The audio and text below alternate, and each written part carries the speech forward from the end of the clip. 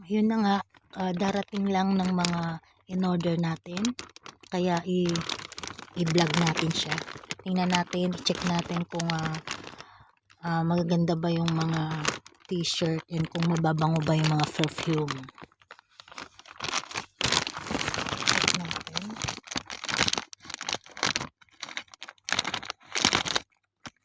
Yan, buksan muna natin siya.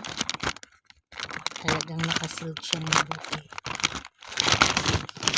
And tayo naman ay may tiwala na ayun, bukod sa affordable sa budget ay maganda rin yung quality.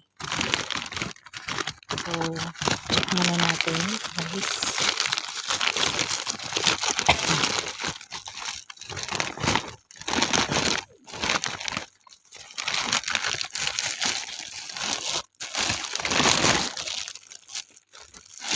So yun siya, may pangalan pa talaga, Jane Donaire, kompleto Jane pang Donaire. Check natin kung mabango yung perfume.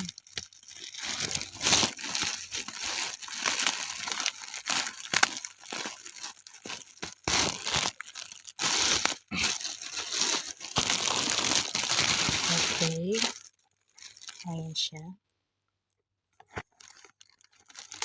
Sa natin kung ganun siya kabango. Try natin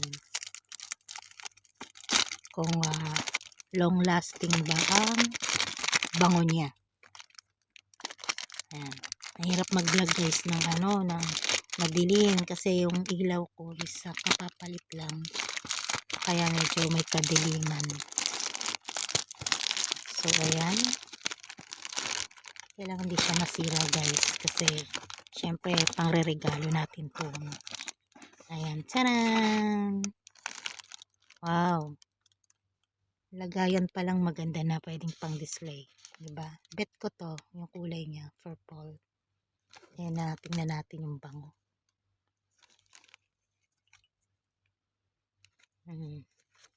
Saan ko ba siya pwedeng i-ano? Yan. Try natin yung bango niya.